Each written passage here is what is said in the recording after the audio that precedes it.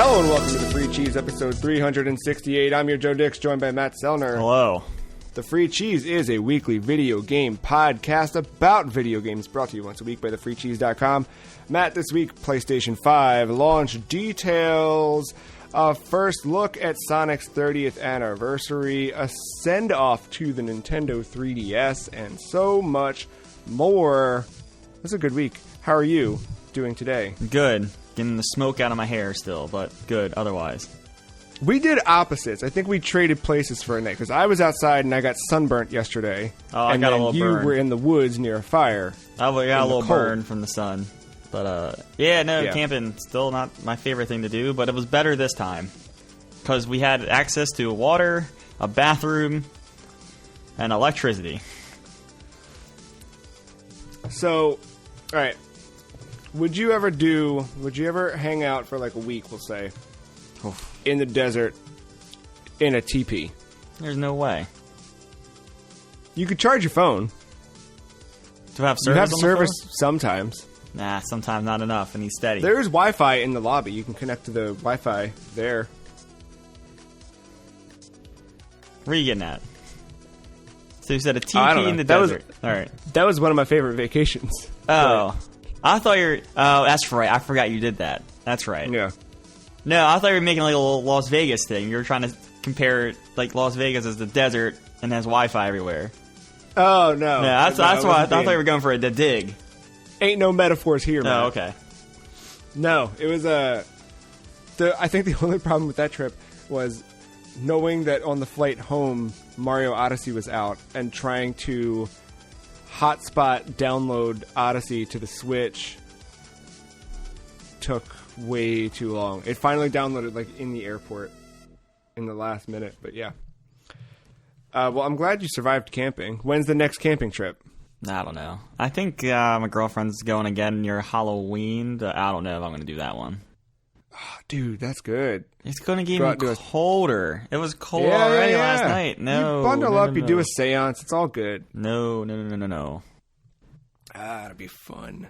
Also, there'll be games to be played at that point, probably. That's right, because just around that time, we finally have, after what seems like an eternity, launch details for the PlayStation 5.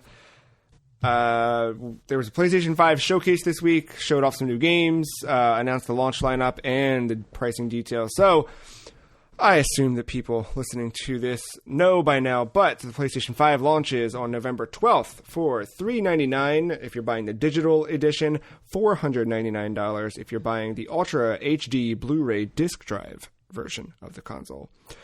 And remember that is the only core difference. Yep. Unless there's some hoodwink that we don't know, because I'm still, my confidence isn't fully there that there's not some, like, surprise.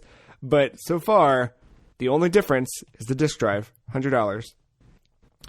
We did get some new game announcements at that PlayStation 5 showcase. Devil May Cry 5 Special Edition. Looks like that's adding a significant amount of story content, or side content or something. You can play as different characters now.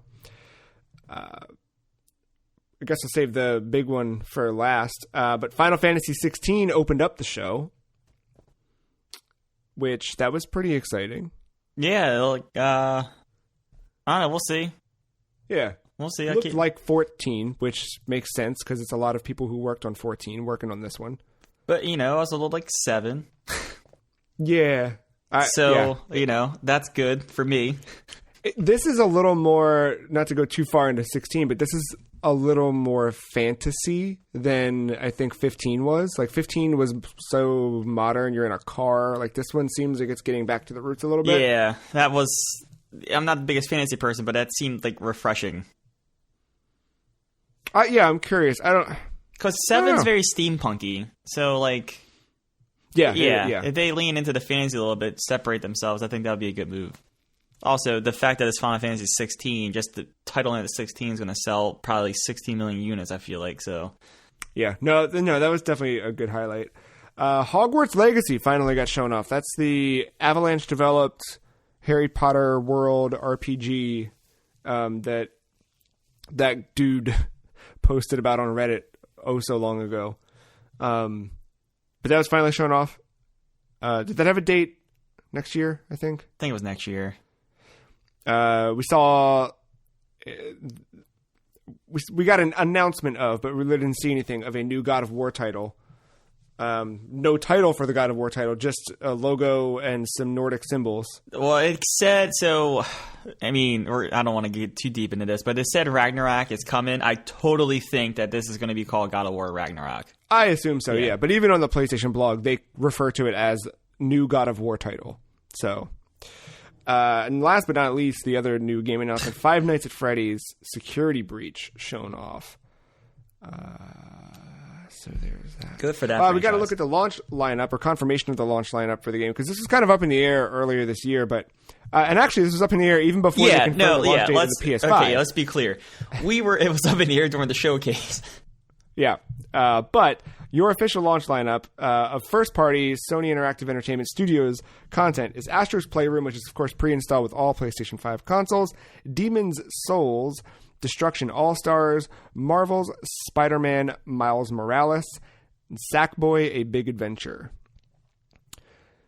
For those not ready to jump to the PlayStation 5 right away, and I'm sorry, I'm not like skipping over the launch lineup. We're going to come back to the launch lineup in a couple minutes here, and we're going to look kind of side by side at the Xbox and PS5 launches and just kind of talk those things out.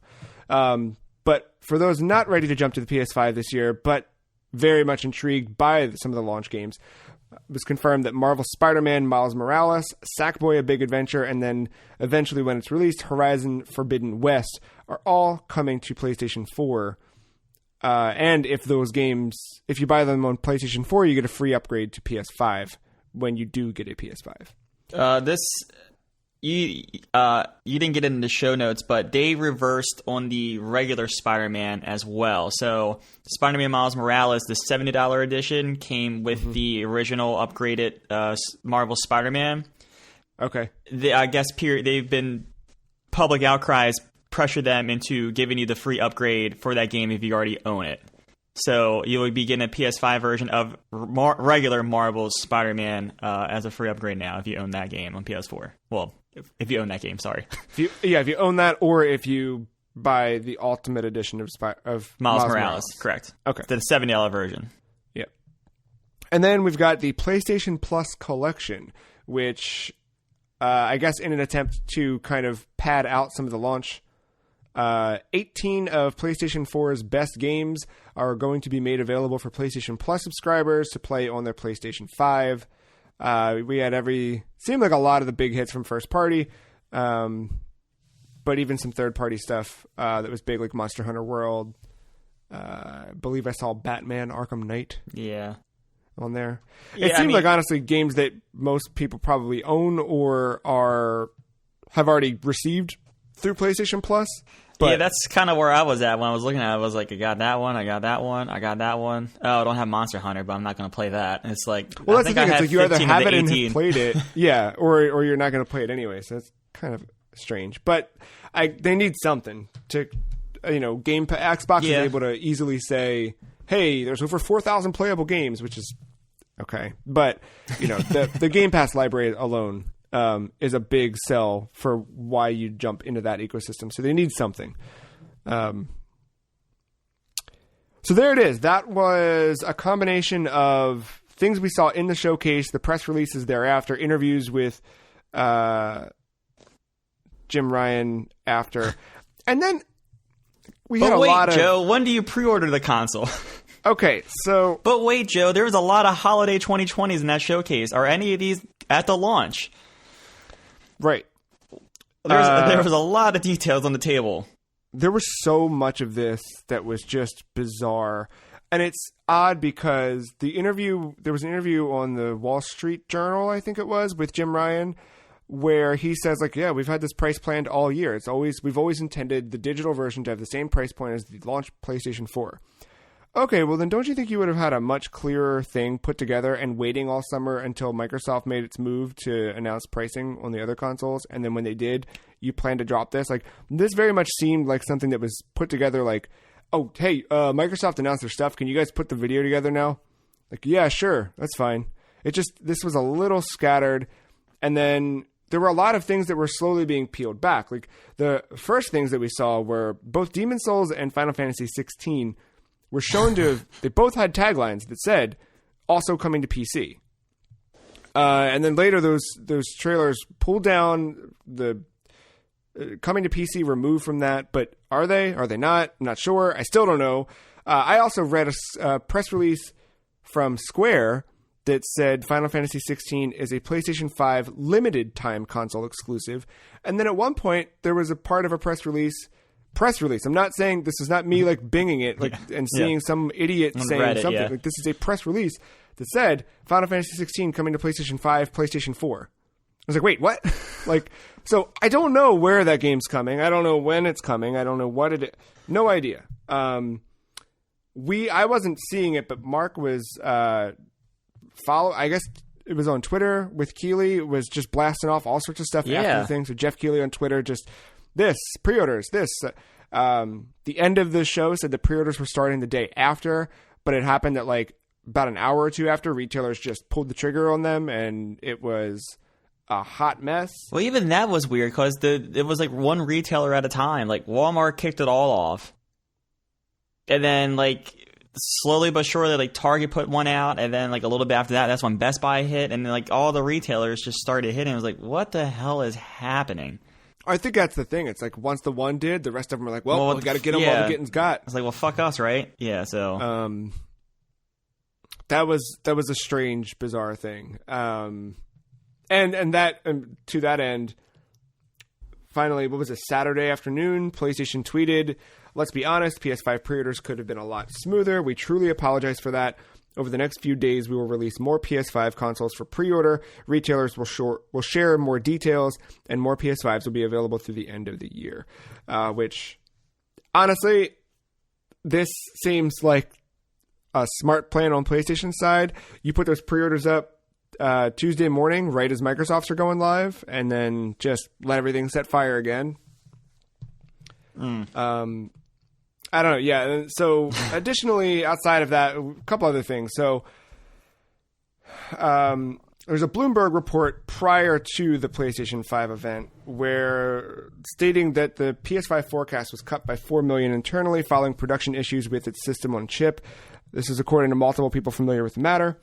Sony then reached out to GamesIndustry.biz after they had ran the report of the Bloomberg report with the following statement denying it. Saying, quote, "While we do not release details related to manufacturing, the information provided by Bloomberg is false," the statement reads. "We have not changed the production number for PlayStation 5 since the start of mass production." So they did not address that there were any production issues with the system on chip, so I wonder if that just means that they are having problems, but they're not cutting their forecast. I'm not sure, but again, like that was kind of a weird thing this week, and Bloomberg is typically a place that is not going to report something unless it's real. Yeah, and our boy, I mean, this wasn't from our boy, Jason Schreier, but you remember Schreier is now a Bloomberg man. Right, and that was the thing, is like Bloomberg was always in that field of, you know, you could, if they said it, you could believe it. And then when Jason Schreier kind of brought that same, you know, it's one of those things, if they print it, I basically believe it, unless there's some strong reasoning for not. Yeah, it's weird. Like when that production thing came out, I was doing a little bit of research on it, and like the way chips are made, and like I don't know the entire science, and if I'm wrong, please someone correct me. But like I got the gist of like when a chipset goes into mass production, they have different yields, and that's when you get the different like processors in the same set that are like one is like 2.3 gigahertz, one 2.8. And they say what happens, the problem with consoles is that those yields, like you just can't use all those yields. In the PC market, you can get away with it, just sell them at lower price, higher price, whatever. But for consoles, you need to have the same chipset in all your consoles to match performance. And someone brought up that PlayStation's problem is they've so overclocked their CPU that if they don't hit the highest yields, that's where they think the problems in manufacturing could be happening. Interesting. So, and I like you can kind of say that for every console, but if they are having like any kind of production issue, like it's going to really hurt them. Right. So, that was interesting food for thought that I was reading when I was like diving it more into that Bloomberg article and seeing what was up. Yeah, because I think it's one thing where like you just kind of read that headline or that little quote, and it's like, okay, got it. Their things aren't going, but the why behind it, that makes a lot of sense. Yeah, and so sucks. But, yeah, and then when you look, I think if you do like the tech comparison between an Xbox Series X, especially a Series X, and the PS5, I think like the Xbox One is overclocked, but it's not nearly as much. I think it's like it's not an extreme overclock, so I think that's why you may not see the issues with Xbox because they don't need the highest of yields. It's going to be interesting to see how these all shake out. I really hope that we're not stepping into another Red Ring. Yeah. Well, like, Joe, I'll let you know. For your sake, I hope. What do you think will happen? Do you think the blue light will turn red? Is that their warning failure? Didn't symbol? the PS3 have a yellow light? Yeah, I think the yellow light. That's the PlayStation has a yellow light too. PlayStation 4. So it will probably be... but the PS3 specifically, I remember that those launch ones, it was the yellow light of death because it was the red ring of death and the yellow light of death. Let's dive into some quotes real quick before we jump into another bizarre news story from the week. But we have some quotes here. I'm just going to read these as they are. Our first one comes from your good friend and mine, Jim Ryan. This is May 29th, 2020. We have always said that we believe in generations, Jim Ryan told GamesIndustry.biz. We believe that when you go to all the trouble of creating a next-gen console, that it should include features and benefits that the previous generation does not include. And that, in our view, people should make games that can make the most of these features. Matt Booty, head of Xbox, in January, had an interview with MCV, who said, as our content comes out over the next year, 2 years, all of our games, sort of like PC, will play up and down that family of devices. It's referring to the Xbox Series X, or at that time, the Xbox Series X and the Xbox One family of consoles. Both of these statements have been reversed in the last month and a half, we'll say, for Xbox. But we saw with that last first-party showcase from Xbox that Fable and Forza, among others, were suddenly not listed as Xbox One compatible, where they were originally intended that all of those first-party games were going to be moving across the board for every part of the console family. And now this week we see that the big games that were being pushed back in May as the PlayStation 5 new generation of games are now suddenly getting PlayStation 4 versions as well. Which I went back and I made sure I read the quotes very specifically and very with a fine-toothed comb. Jim Ryan never said these games will only come to PlayStation 5. However, it was very much in the context that, hey, Xbox is putting everything on everything. Aren't you going to do that? And Jim Ryan said, we believe in generations. We've always said we believe in generations and blah, blah, blah, blah, blah. And he still doubles down and says in this most recent announcement that those PS5 games were built for the PS5 and they will take full advantage of the fast-loading SSD, the custom SSD, all that stuff. The DualSense controller, of course. But it's still another one of those things where just... come on. Like, the messaging, I think, for both platforms has just been so weird this whole year.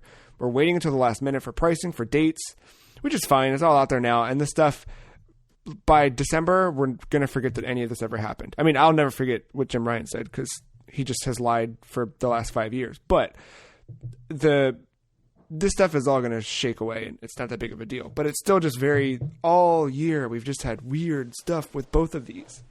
Yeah, just throw this into the pot that is the 2020 year on Earth, but like, remember, it was only a few years ago when Xbox totally 180'd on every freaking stance they had on the Xbox One at that time. There wasn't even an S or an X, just a regular one. And then, like, people forget. Like, granted, a lot of that leadership moved on or it got rid of them, and it was not necessarily Phil Spencer's show at that point, but like the language and the tides can shift. It doesn't have to. It's not just the launch. It's the next. What do the next 6 years look like with these consoles? Where does it go with Xbox being a very service heavy thing? PS5, it seems like they're very much still leaning into their first party studios and getting those exclusives out, and you see that with their launch lineup, right? Like making all these deals, getting Final Fantasy 16 first on their console, just like they did with 7 Remake. They no gameplay. They did the Metroid Prime 4, pretty much a logo for God of War. Get you excited. Hey, another one of these is coming. And this was a highly regarded game. Horizon's coming. They're launching a Spider-Man, another one of their big exclusives. So the launch is one thing. Yeah, who can get to 5 million units sold first? That can be a big deal for shareholders or whatever. But I think long term is where you're gonna have to look, and I think that's where you're gonna see how these different strategies play out to the general public. Like us, I mean, you maybe not day one, but probably in that first year, you're gonna have one, maybe even both these consoles, right? So, but when PlayStation puts one out in black, I'll buy it. Okay, so But I'm talking Timmy and Tommy. When did they get it from their parents Christmas morning? Which one are they going to get because of how advertising and services and all that works? Well, I'm very curious about that because of the Xbox One S this year. I'm very curious. Does it matter that is 1440p and not? You know what I mean? The fact that it is a $300 new generation console. I wonder if that makes it. I don't know. It's going to be an interesting thing. But yeah, my thing is I think about 2013's launch. The Xbox One, we obviously know they came out with all of these plans initially, and then the reaction to them was so negative that they pivoted and changed everything, dialed back on all of the stuff that they had planned for the Xbox One. Where the PS4 was pretty much straight up, hey, here's what it is. Everything that sucked about the PS3, we're going to stop doing that. It's this much money. It's this date. Here's the games. Done. And you need PlayStation Plus for multiplayer. Yeah, right. They sneaked that in, but even when they sneaked that in, everything else was so good, and so not even that it was so good, but it was just so understandable. Where here, there's just been constant confusion. You know what I mean? Just left and right. With Switch, I feel like Switch is another one where it's all they did, they showed the commercial of the dude playing Zelda, walking over, picking it up, getting on a plane. And you get it right away. What was it? Rooftop Karen? Yeah, Rooftop Karen part. Right, but that thing was so easy to understand and still is, the concept of that I never had any of the questions about, I had questions about is Virtual Console going to happen? What's all of that stuff. But generally with the Switch, it was it's how much, it's when, got it, done. Yeah, well, I was going to say even the Switch, the commercial did so much for it, right? And that was in October or November of the previous year. Then they revealed it in the actual showcase in January, and even the first 10 minutes. I think one of my favorite moments in gaming history is the president at the time, I don't know which one, coming out and be bye-bye. Just, yep, facts. Just, it was Kimishima. Yeah, he just goes up there and says the price, says the date, and moves on with his life. That was the best. No compassion, no excitement, just facts. No, yeah. Well, it came from the banking side. What can you expect? I'm really excited I hope we get another January Switch event. Because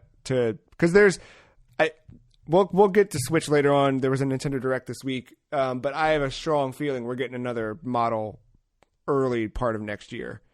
And I'm hoping we get another January-style reveal at what that new Switch looks like. But before we jump into the just breakdown of the total launch lineup comparison, Matt, we did have another weird news beat drop Friday afternoon at the end of the day. I'm going to read a quote here. I'm going to read this exactly as it was posted to Instagram. Today is very special for me. After more than 30 years, I've decided to stop working on video games and fully focus on my second passion, wildlife. My new project takes place in the real world and consists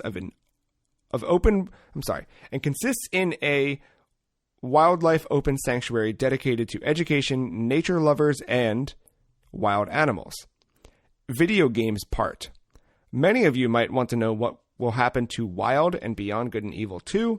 No worries, since many months now, the teams are autonomous and the projects are going super well. Beautiful things to be seen soon. May the fox be with you. It's Michel Ancel on Instagram announcing his departure from the video game industry.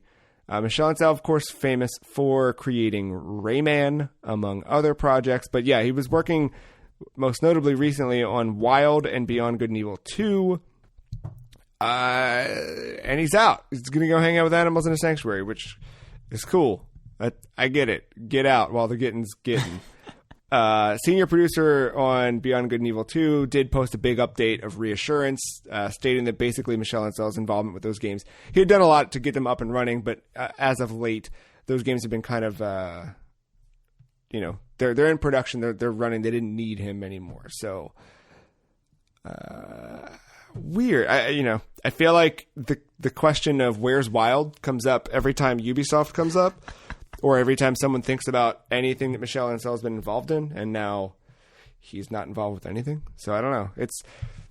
He almost went full Jeff Minter, but Jeff Minter still makes video games. But he's also got his llama streams you can watch every morning on Periscope.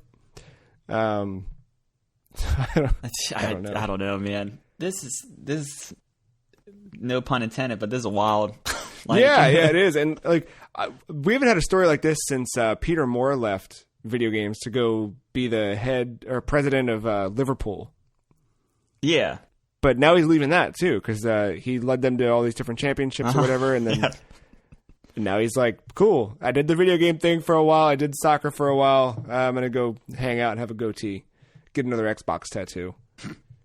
Yeah, man, may the fox be with you, Michelle.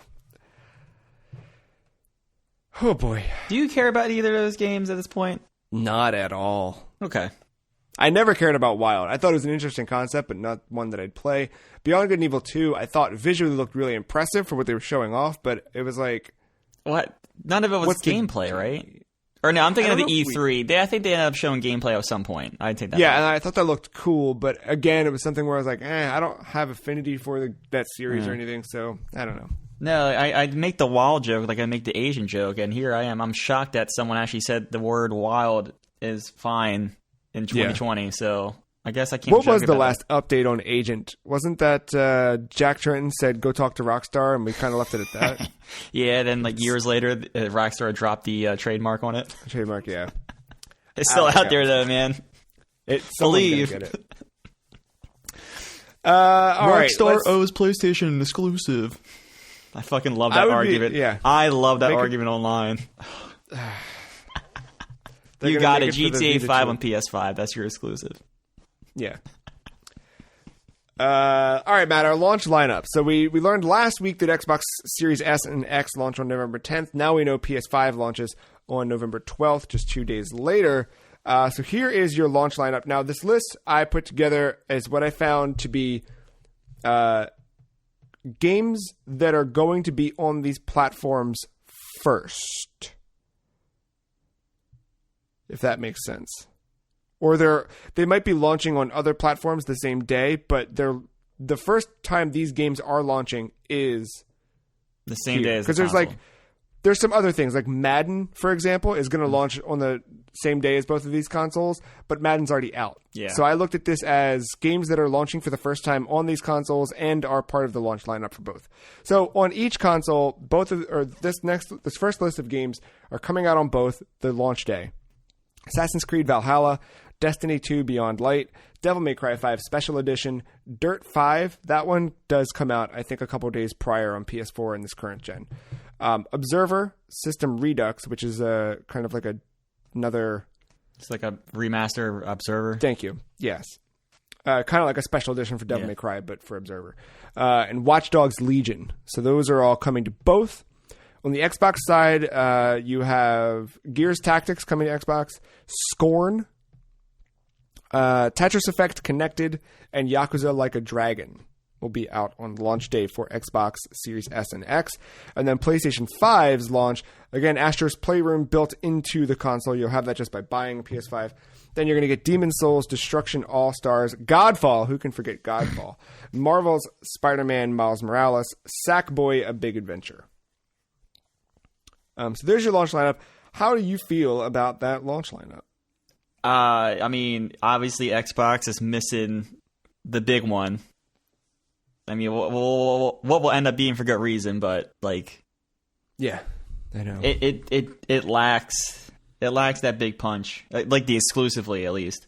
Yeah, I do think I will probably get Watch Dogs on the Series X just to have something on that console. I think I'd rather play that on a console anyway than on PC. But man, like, I got my dream for PS5, right? Like, I asked for Miles Morales, didn't get delayed. Great. Yep. The pie in the sky was Demon's Souls. That could come launch day. And that'd be great. And then, boom, it happened. So yeah. I am living the life as a PlayStation 5 owner day one. And then, of course, like I have Madden on PS4, so I get the upgrade to PS5 Madden, which I'm curious to see what that looks like after the launch of Madden 20 this year. But PS5 has some big punches.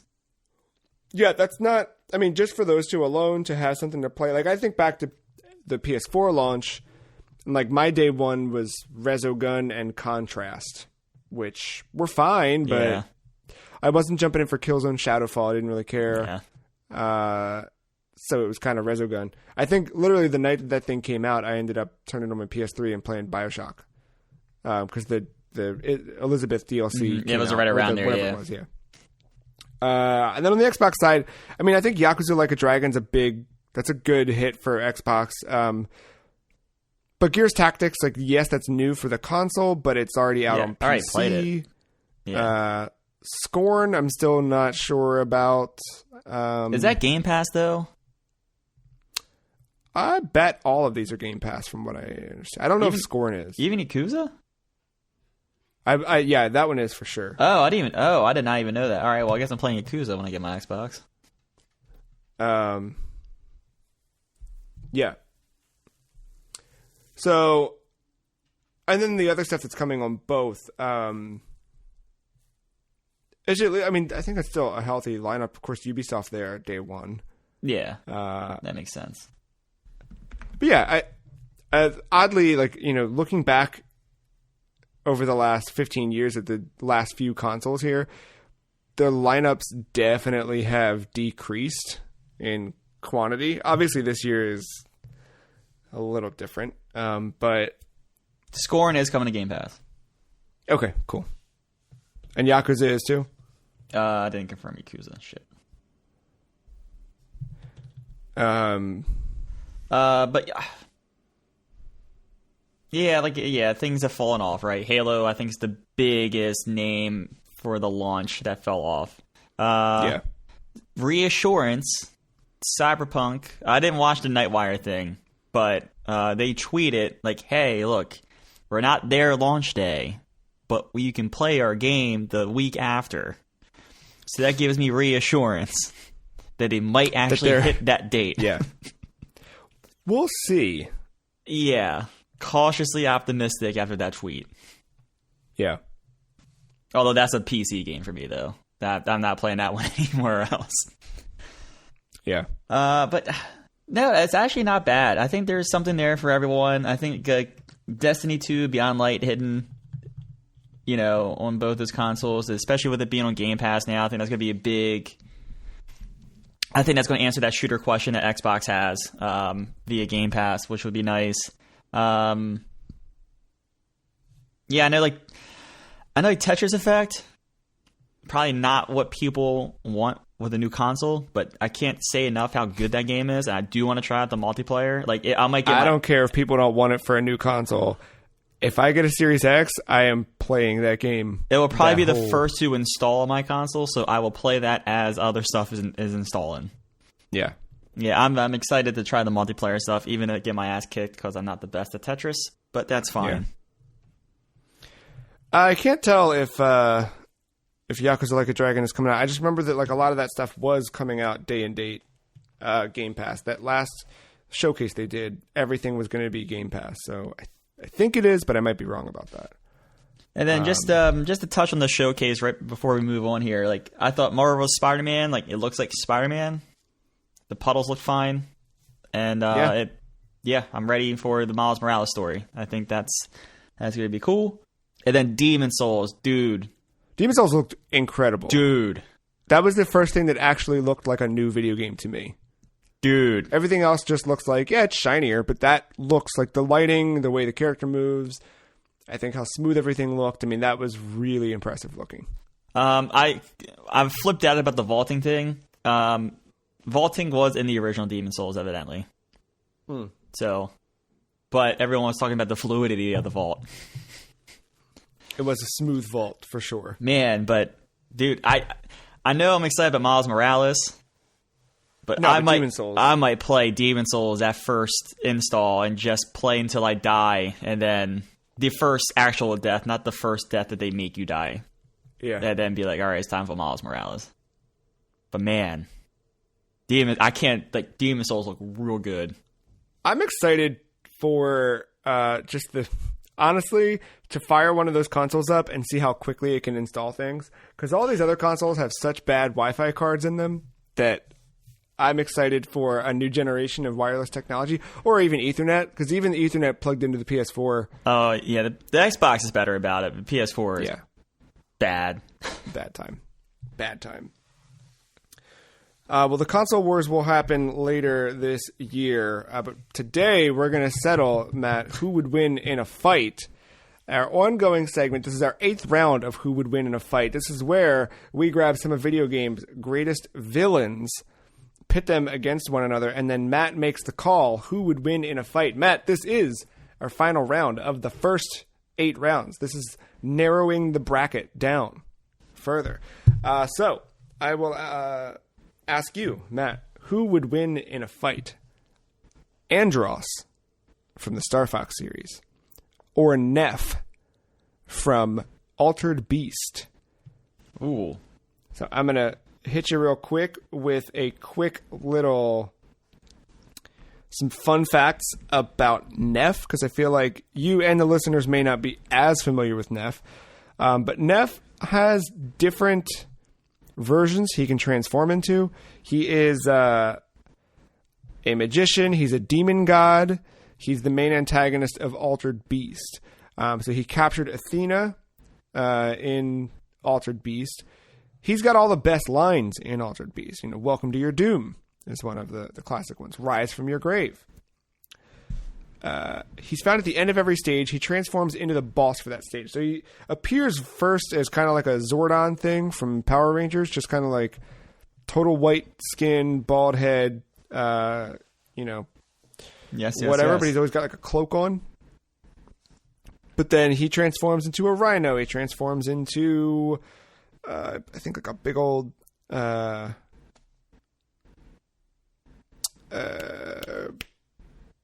he go like ape at some point or something? All sorts of wild forms. So he's got multiple forms he can change into. He's pretty powerful, and he's got that lightning that just destroys your life. And then you've got Andros. So he's appeared in Star Fox 64, and Star Fox Adventures. First appearing in his polygonal form, then eventually appearing as kind of like a big ape dude. Yeah. Yeah, here's the thing with Andros, didn't he just like float and just try to grab? He just kind of floats and spits polygons at you, yeah. Yeah. That's a lot.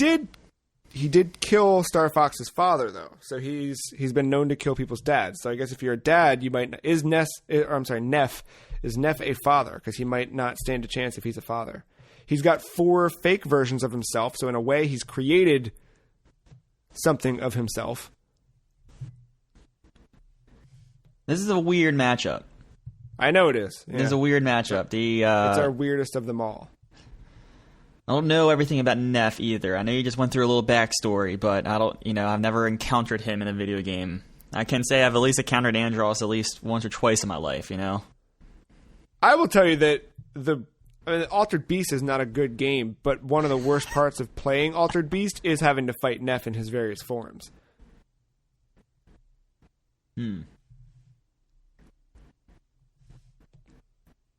Altered Beast is not a good game, but it's definitely not a good game. Yeah, Just feel like the sheer mass, we're thinking Colosseum, the sheer mass of Andros, right? But you said Neff's he's a sorcerer. He's a sorcerer. He can transform into, an octopus. Does he have projectiles? Does he have projectiles? Yeah, can you shoot projectile things? Oh, yeah. Great. I think I'm going to give the win to Neff. Neff takes it. Neff over Andros. Think of the Star Fox encounter, right? Going back on my previous knowledge, Star Fox, at a distance, dodging polygons. Sorcerer can probably teleport, right?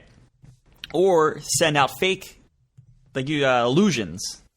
Yeah. Distracting Andros. And then projectiles, just like Star Fox in the ship, shooting at the face. I think this is an easier win for Neff, despite the sheer mass of what Andros could be. Because I think Neff could take different forms to avoid any attacks from Andros, but he could also do a pretty good bit on the offense. Well, Matt, we've got some good lineups scheduled for the next 4 weeks. Do you want to read through the winners of the prelims? Not necessarily the bracket, but read. Yeah.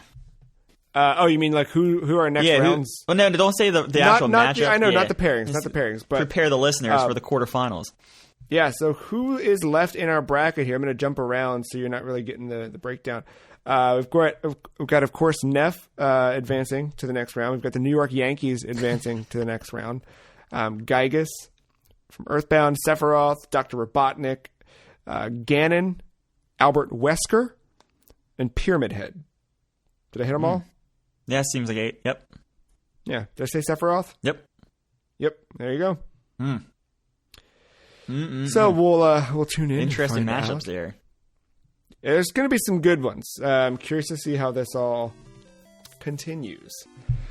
Well, Matt, we are going to continue this show after a short break. And when we get back, we're going to check in with Hypnospace Outlaw as Matt scoured the internet for what is weird. We'll be right back.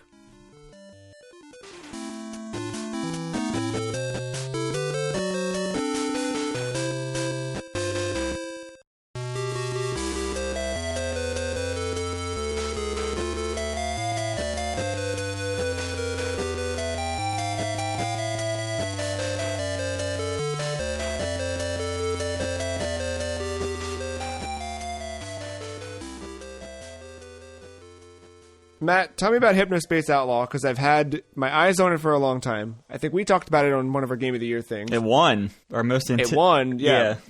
Should have played it, or whatever the heck that award's called. And, yeah, it hit Game Pass, and I was like, oh, cool. And then haven't touched it. So tell me why I need to touch Hypnospace Outlaw this week. So this is the thing. I don't know if you absolutely need to touch it. It's going to be one of those things you're going to have to be in the mood for it. And I thought I might be in the mood for it, but I don't think I am, or I'm going to poke at it from a distance every now and then. But yeah, no. General thing with Hypnospace Outlaw, you are pretty much a moderator on a new OS, and this OS functions while you sleep. So you put on this little headband, you plug in, and then while you sleep, you pretty much join like a social network, which is called Hypno OS. And so the best way I can kind of relate is like early 90s bad internet mixed with MySpace, and these are the pages you're going through, and it's absolutely brilliant the way they design. I think a lot of care went into how different each of these pages are, and all the different topics and chat rooms and things like that. But as people are using it, of course, you need moderators and people enforcing certain rules of the Hypno OS. So you play as a moderator, which they call an enforcer.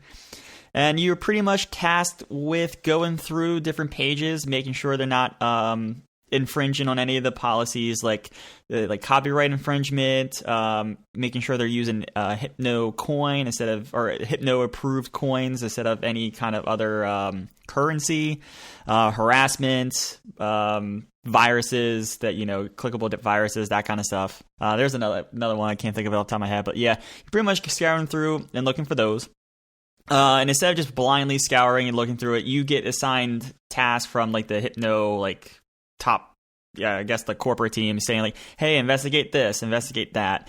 And so it kind of give you like a slight hint of where to start, and then you just kind of go from there. So it's very much you just clicking through all these different pages, or searching through all these different pages and trying to find, trying to pretty much close the case. So when they give you like a case to start investigating, they usually give you like 2 or 3, sometimes even 4 like check boxes for you to kind of like all right, find 4 counts of this suspicious activity we've been seeing around. And they can give you like a kind of like a guided start, or it could just be like a very open-ended thing and you just kind of have to find your way with some search keywords or whatever. But the cool thing is, like, you can find like the 4 cases and then close the case, but you could keep searching and then you could find maybe a 5th, a 6th, maybe even like a 7th case of this, like the infringement related back to the case that's open, and then you can get extra Hypno coin for those fines, and then close out the case after that. The Hypno coin. So it's very much like an in-house currency, and I love the terms and conditions of it because you can't redeem it for real cash. So it's one of those things like V-Bucks, like you buy the V-Bucks, but you can never get the V-Bucks back. So like it's just this like it's this dumb currency that you can only use on the Hypno OS. But as the player, like there's some really cool things where you can buy like music for you to listen to while you're like going through these pages. You can buy different backgrounds. There's like all these different like merchants you can buy stuff from using the coin. And then there's some the music. I didn't buy any of it, but there's like soundscapes. I found like a Halloween soundscape that you could buy, and like spooky backgrounds and things like that. So like I said, it's like MySpace, but like stuck in the 90s bad internet. It's great. That's cool. That's really cool. So like you're going through, and one of the things that you can use the Hypno coin for is for your actual investigations. And like, I'll just give an example of one case I kind of ran into. Like, someone said there's been cases of an unapproved currency being used around the net. It was called like Kappa Cash or something like that. So like, they didn't really give me a good starting place. So all I did was like I went to like my search, and in your search, it searches like all through the Hypno OS for like keywords or anything related to what you type in it. So I just typed in Kappa Cash, and it led me to this like psychic who does readings for you. So I was investigating, and it wasn't like a direct thing that said, "Hey, pay me in this currency for readings." There was a page where it gave like it was like a donation, almost like a Twitch donation kind of like little button, but it was for the Hypno Cash. And I was like, weird. But the paragraph below and above and below that little donate button was the psychic bashing Hypno currency for you not being able to pull out your own money. So I was like, weird. So I ended up clicking the donate button, thinking there might be like a confirm or something hidden behind it. Well, once you click it, you donate it. So I was like, well, fuck. Well, once I donated, I actually got a direct message from the psychic reading saying, hey, here are the prices for my different readings. And then it was using that Kappa Cash. So she was sending direct links after the donation for a real cash opportunity. And then from that email, I started flagging everything, and I ended up flagging her profile for user review to the user review team. So like there's good. It's just little things like that. You just go into these little like rabbit holes of like trying to find all this other stuff. Like there's one, I won't spoil this one, but like there's one like with kids in the Teentopia section of Hypno OS, where it's just like pretty much this area for teens, and like there's this kid that's harassing other kids, and like you have to go through and flag that. But then there's also kids harassing this kid.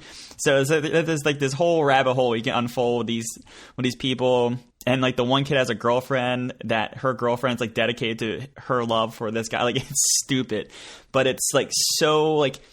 It's such a MySpace, like that was like the thing that was like, this is just MySpace, but in this weird 90s thing. So, like that's the gameplay loop. I played it for like maybe a little bit over an hour. It's definitely going to be one of those things you're going to be in the mood for. And I don't know how long I could sit with it at a time. I don't know if I'm going to come back to it anytime soon. I might poke at it a little bit more during the week, but I feel like I got the general gameplay loop out of it. That's what I've always been afraid of it from afar. It's like that I'll get into it, try it, get what it is. Like, what was another game I did that with? Something like that. And I think that's something that has sucked about Game Pass in a way where because you have these things right at your fingertips, it's so easy just to go, what is this one all about? Oh, got it. And then you kind of figure out what it is and you just move on, which I think is a bummer in some cases. But that's what I've always feared about this game, is that I would do it. I'd be like, cool. But I do like that from what it sounds like, everything you do has a consequence, good or bad or whatever. There's always something that leads to something else, which makes it encourages you as a player to keep exploring and keep looking at different aspects of each web page, each interaction with characters and stuff. So, and like, I don't know. They do all week I've been thinking about this, and I think today I might actually jump in and try it. Yeah, it's worth trying. And like, they do the thing where it seems like they just throw you in it, but like, it's kind of good that they throw you in it because it lets you kind of find your rhythm and how you want to investigate something.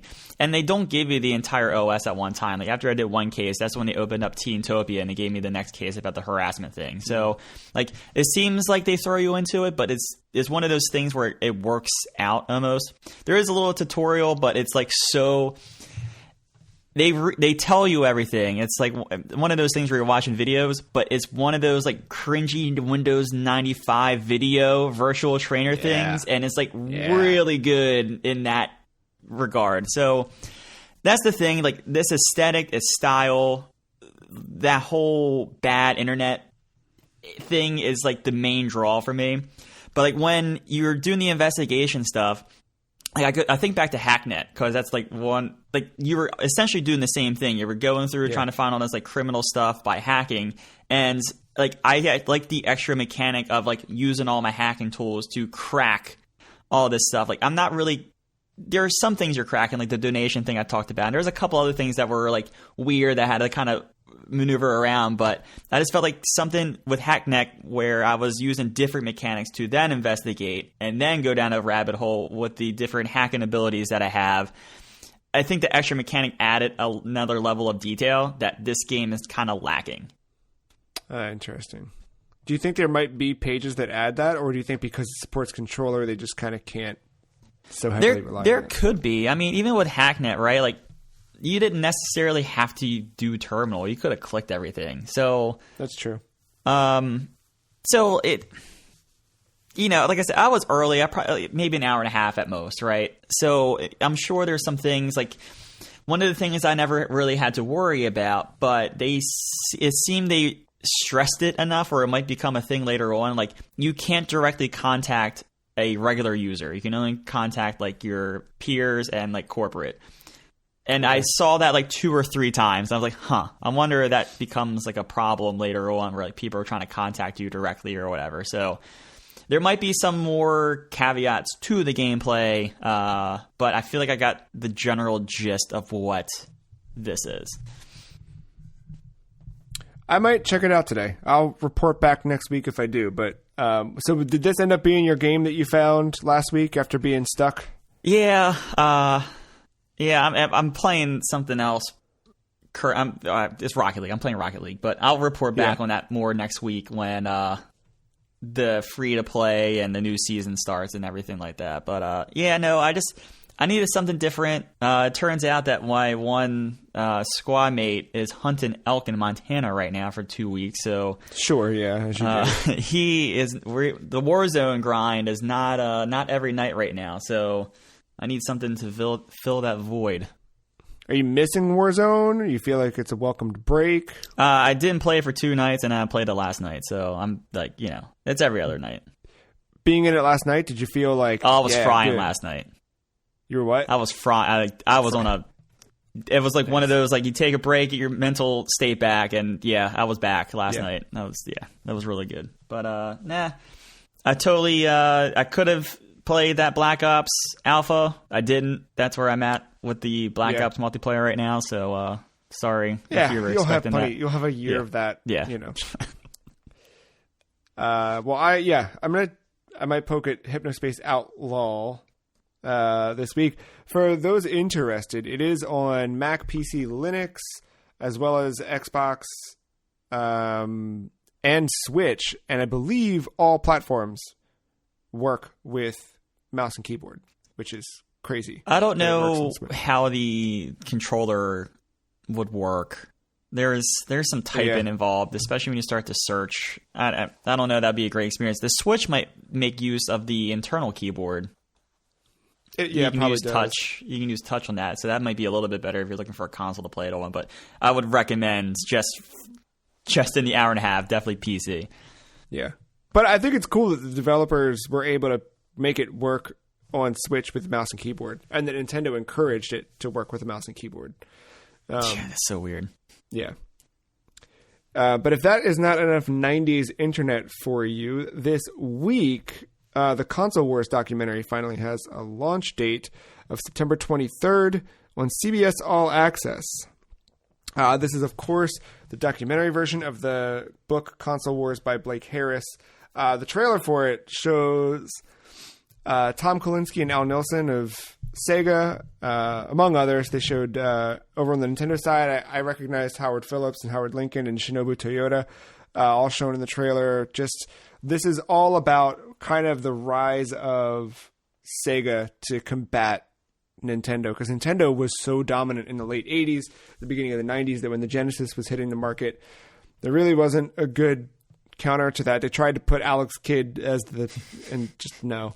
So you got to see how they created Sonic, and that book had a lot of really good interviews with those people, and I think a good timeline of the events that happened that really pushed Sega to rise to where it got, and then the unfortunate fall and decline afterward. But a wild story that I'm curious to see. And then I also started watching, there's it's on Netflix called High Score. I got through the first and almost the second episode, but so far there's been a lot of industry figures they've been able to interview. They kind of are working their way through the beginning of the arcade era and moving into now the second episode is a lot into Nintendo, and Nintendo bringing the Famicom out, and they touched on the death of the industry in America in '83. Thanks, E.T.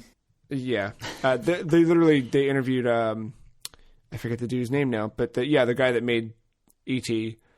They interviewed him, and he talked about meeting Spielberg to pitch the game and all of that stuff, and it's interesting. And then so there's that, and then you got the Console Wars documentary this week. It seems like a nice little chunk of things to reflect on. Were they dumping where video games have come from? Were they dumping it all at one time on CBS All Access, or is that like going to be a weekly thing, or is it just a movie documentary? I think it's a single movie documentary, because it was something that was supposed to debut at South by Southwest this year, and then didn't. Yeah. So now it got shuffled around until now it's just going to be on All Access. I might in the household we can burn 2 free trials, and one was reserved for Twilight Zone. So I wonder if I can navigate burning it for this and Twilight Zone. So I got one in the pocket still. I am not paying for CBS All Access. Fuck that. No, I've got too many things. I'm not, but I might grab a free trial just to watch this one.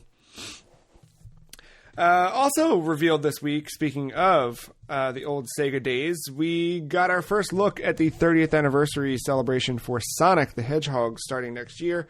The logo shown off. I like the logo. What do you think of the logo? You got Sonic running on the 30th. Sonic runs, man. That's what he does. Yeah. It's not his best form of running. He needs to be full ball. Yeah, but then you wouldn't know it's Sonic, you know? You would probably They did go with more modern, tall, not chubby Sonic, so that's kind of a point of contention. But the 3 is very reminiscent of the 3 in Sonic 3. So maybe we'll finally get a port of that game, because that one seems to be the one they never go back to. We also saw, the little press release, 2021 will be the 30th anniversary of Sonic the Hedgehog. To kick off, Sega announced today the first wave of 30th anniversary collection of licensed products. So Matt, I think probably of most interest to you is the Sonic Encyclopedia. It looks like a Hyrule Historia style thing, brought to you by Dark Horse, hardcover historical encyclopedia of all things Sonic. They announced more pop figures for some reason. There's more action figures and plush toys to be announced and shown off. There's a jewelry collection. I love the description of the jewelry collection. King Ice bringing Sonic to life in jewelry form with a hip-hop influence. I think I get a chain that says Sonic on it. I'd like that. Yeah, I could see that. And the drawing as well. But it's just like, it's blinged out with diamond and gold. Graph Gaming has a new collection launching in spring 2021 of apparel and accessories.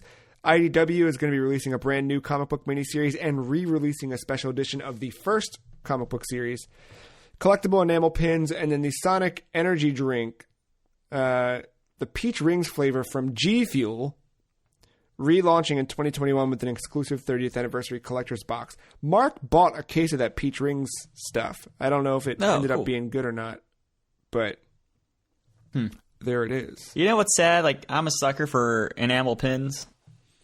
And I was like, maybe I should get one for the irony. Not ironic, man. You can like Sonic. Did you watch that movie yet? No. It's good. It's a good, I do, like, I would see it. Like, I'm not like, it's Sonic. And, you know, like I usually am. Also, this is Cyclospedia. Very interesting, because I have learned over the years on this podcast through you and Mark that Sonic has some bizarre lore. So I would love to get my hands and maybe read for once. Well, I don't want to put the cart before the horse here, but Hyrule Historia, when that was released, that was the first printed version of the official Zelda timeline. So we might very well see our first printed version of the Sonic the Hedgehog timeline. Great, bring it on. The split, because now there are two Sonics. They've come together in Sonic Generations, then again in Sonic Forces, but also you join the fight in Sonic Forces, so maybe they bring that. There's all sorts of weird timeline stuff we can get into. Either way, I'm honestly just excited that it seems like Sega will be taking the 30th anniversary seriously for Sonic. And we know that they've been working on some games that I think were meant to be maybe shown off this year a little bit, but they wanted to do them at live events, which didn't happen. There was another, speaking of something meant to be shown off at South by Southwest, there was something Sonic related maybe to be announced. So I don't know. We'll see. The TGS stuff for Sega was announced this week, and it's a lot of stuff that's Atlas focused, not so much anything else. There's a couple things, but no Sonic stuff to be announced at TGS as we see it. That's I'd be curious. I mean, I probably wouldn't get it, but I'd be curious to see what the Mania team's up to. Whether it's Mania 2 or they're doing something even weirder. Yeah, I want to see that, and I do want to see what the 3D team is up to. I feel like the 3D team is making Adventure 3. I don't need to. Huh? I said I don't need to see what the 3D team's up to. I'm curious because Forces was not good.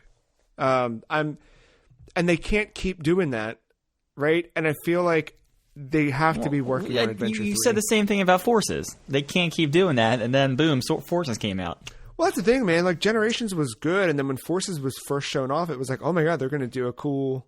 And they just... Look, Joe, at least I admit that I buy garbage NHL games, all right? At least I just say, like, I know it's bad. I'm just buying it because I have a problem. But the fact your false hope scares me. No, that's the difference. It's hope. It's real hope that they will do it right. I am admitting it was bad. Never bought it. I never spent money on it. True. I put an hour into it when it hit Plus for free just out of curiosity to see, was it actually that bad, or did people just lightning returns this to death? No, it was bad. I played that hour too. Yeah, it wasn't good. But anyway, I'm excited that there is a 30th anniversary to celebrate. I'm curious to see what that all becomes. Time will tell. Of course, right now we're in the middle of the 35th anniversary of Super Mario Brothers, as it is ongoing. To March 31st. Only to through March 31st, right. Which hopefully means they start kicking off Metroid and Zelda right after that, but we'll see. Right now, I thought this was interesting. So every Monday, a new trivia video is being added to train monitors in the Japan Rail East Line subway stations. These videos show Luigi being kidnapped and held prisoner by Bowser, and there's random trivia that pops up on the screen, and passersby have 60 seconds to try and answer and save Luigi. And they're slowly releasing them. They kind of go up in the JR line, and then they hit Nintendo's website in Japan. All in Japanese, so I don't know what the heck any of the trivia is, but it's brand new animations for Mario, which look cool. I like the character models look sharp and pretty. And again, celebrating Mario's 35th. Not unlike Super Mario 3D All-Stars, which dropped this last week. Of course, if you didn't hear about Super Mario 3D All-Stars, that's Super Mario 64, Super Mario Sunshine, Super Mario Galaxy, all in one package. I played some of Super Mario 64, and I played enough to walk the character forward in Super Mario Galaxy and just see what the controls look like. I haven't touched Sunshine yet because I'd never touched Sunshine, and I want to do that properly and actually like dive into it. But I way overcommitted myself with video games lately, so jumping into something else is not on the table. But Mario 64, I jumped in. I did the first level, and I think in like 30 minutes, I ran through like the first 5 stars or whatever. Yeah. And did the thing. And remember, I never owned Super Mario 64 as a kid, so my time playing Super Mario 64 was always done either at Burger King or at friends' houses. So I would kind of do stuff, but didn't really know what I was doing, and then I'd play it later on Virtual Console. But even that, I never like fully get every star, do everything, and all that. So I'm gonna try and do that as organically as possible this time around.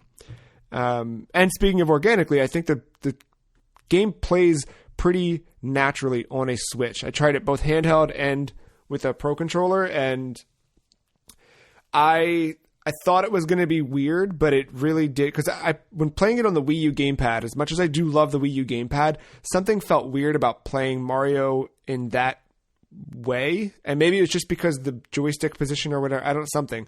But it just didn't feel right. This does actually feel right, which is weird that it does. Because I've always just felt that was so tied to the analog stick of the N64 controller. But it's really, I think it works well. You have the ability to use either ZR trigger as your Z button, you know what I mean, to do those Mario moves.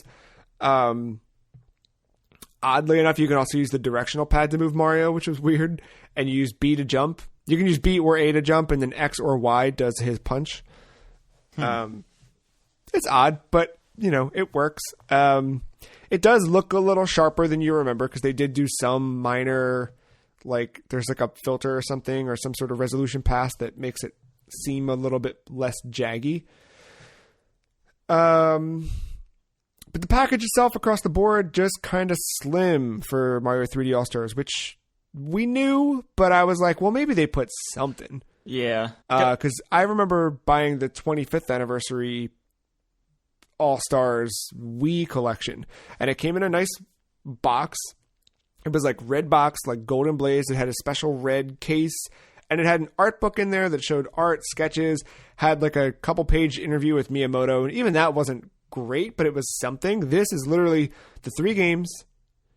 When you start up the game, it's very quick to launch. I'll give it that. Like I was very impressed with how quickly you press the icon, you choose your account, and then it, boop, boop, and it pops right up. It does like the little like sound effects. It shows all 3 Marios, and then it's at the main menu, and you can quickly jump between 64, Sunshine, Galaxy, or just to the right of Galaxy, all 3 of the game's soundtracks are playable. You can kind of like jump into the soundtracks and just play through the whatever. Pick a track, let it play, and it'll play in the background of the menus as they go. Oh, I wanted to ask you about 64. Do you have free movement on the analog stick, or is it still the flick and it rotates? It is still the C button 30, style. 60, some kind of angle like that. Yeah, I think it depends on. Yeah, but it's exactly as it was. There's no changes to that, which is kind of a bummer. Especially because you're so used to now muscle memory after 20 years of it, being able to just spin that. I keep doing that and forgetting it's not how it works. And also, it doesn't have the full rotation. So you hit a bit and you have to push the opposite direction to spin the camera back to reposition it. So it's very odd. It's a yeah. I wonder if that's like an asset drawing thing. Maybe that's not a control issue. Maybe it was a N64 issue. It may have been back then. The thing is, like, work has been done to these in the emulation scene that have made them work. And again, like, I'm always going to try and look for what things are instead of what they aren't. It's just that, like, these games I've played before, and I know, you know what I mean? So it's like, it's hard not to look at what they aren't. And see what this package actually is, because it's 3 soundtracks, it's 3 games. It sucks because like the menu of it, like there's a nice font that they've got going on. There's a nice color scheme going on.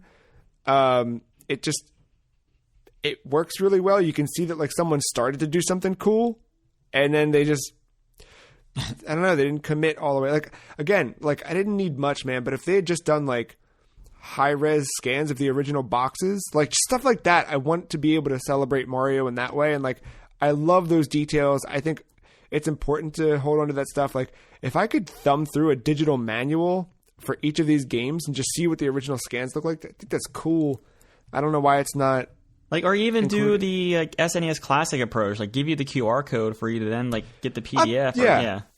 I'd be fine with that too. I still think like if you're selling a package, it should all be part of that. But like I also understand.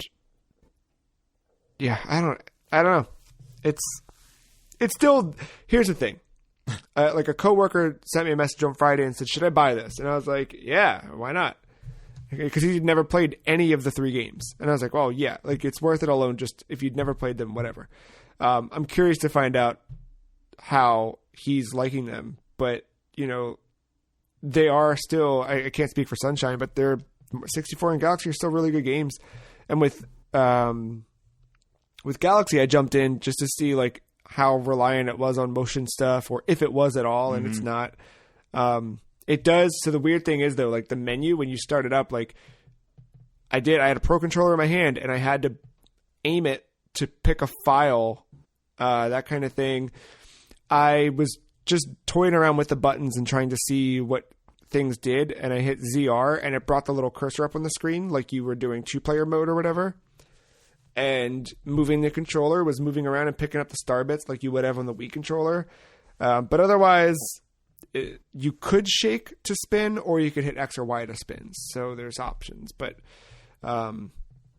yeah, it's a weird package. I'm glad I got it because I will play through those games, and I'm excited to play Sunshine for the first time. But yeah, they're there. They're what? They're there. You know, yeah, for 6 months. What are, Matt, this is our hot question of the week. What are the top 5 Mario games? I don't want to put too much thought into this, but like, you think about it, like if someone said to you, I'm going to put 5 Mario games in a package, what are the 5 you would put in there? It gets fuzzy after like 3. Right? So like Super Mario World 1. Yep. 2 for me would probably be Galaxy. Okay.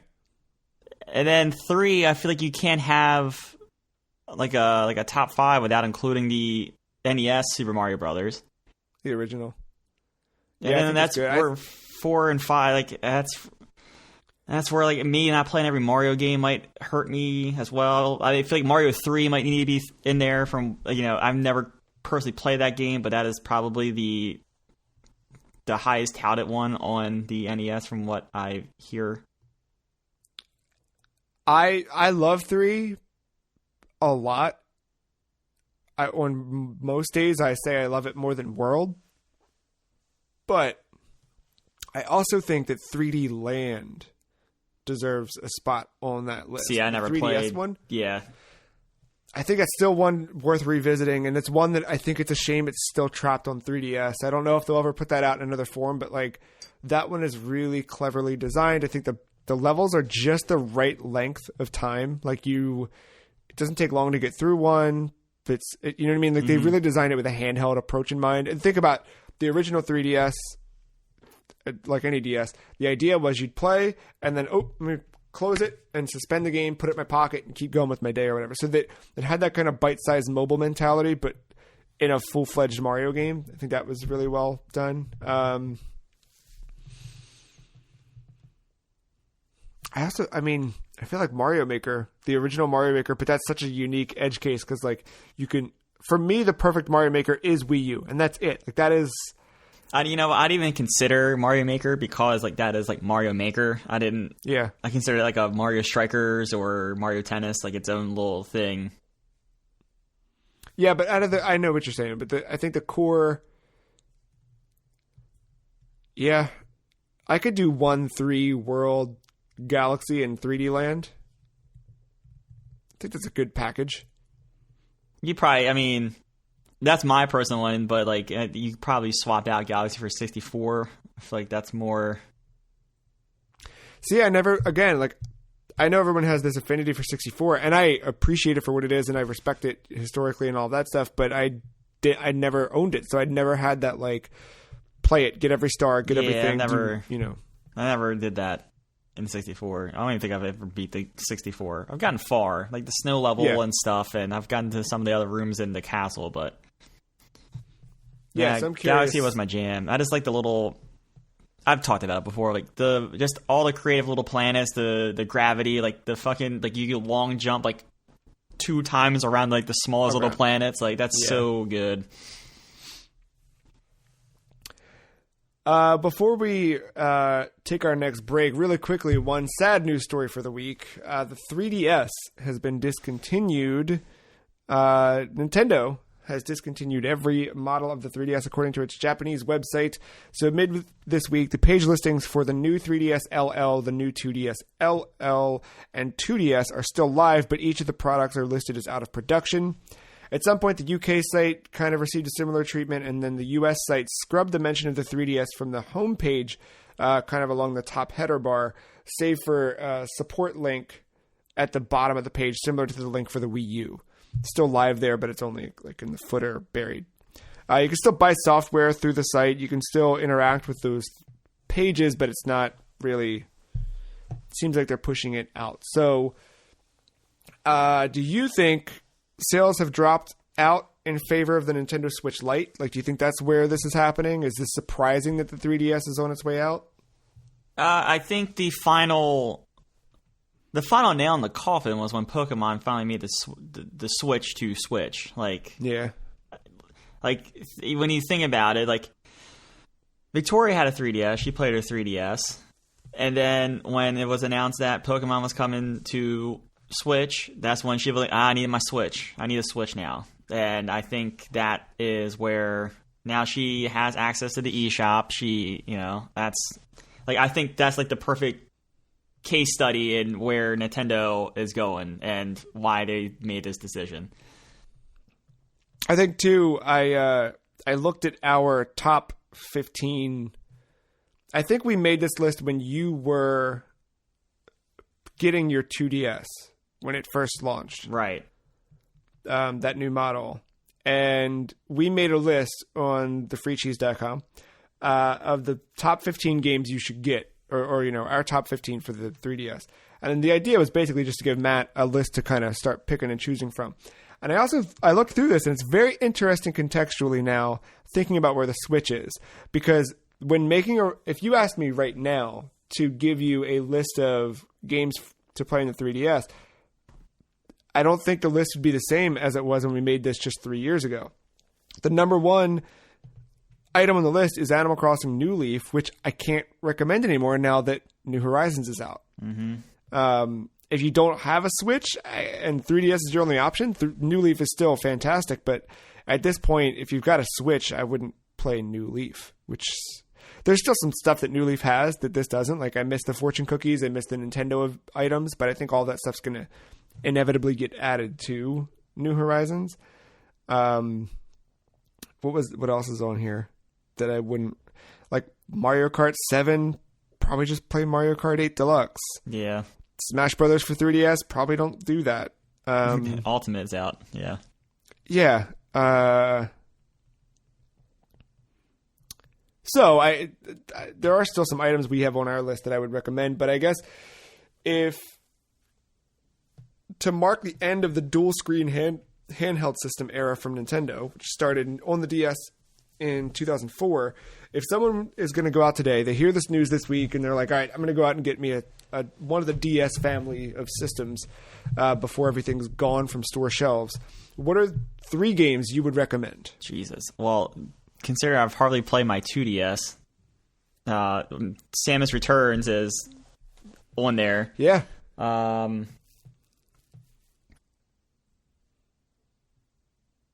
think 2D. I'm sorry. I think Samus Returns is a really good answer, because it marked the first time that Nintendo cared about Metroid in a long time.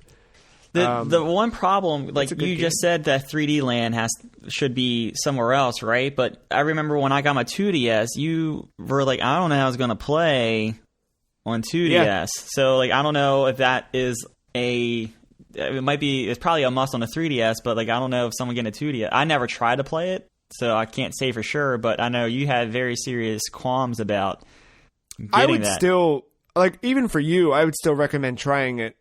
I don't know if some of those puzzles would translate well, because some of them, they did use the 3D really effectively, and I don't know if it would work or not, but it might. I don't remember what else I had. I played Detective Pikachu a little bit, but I wouldn't, like, I'm not racing. I mean, I'm not telling people to race to buy that. Yeah. How about WarioWare? Oh, right. All right, that was the other big thing. Yeah, that WarioWare is really good.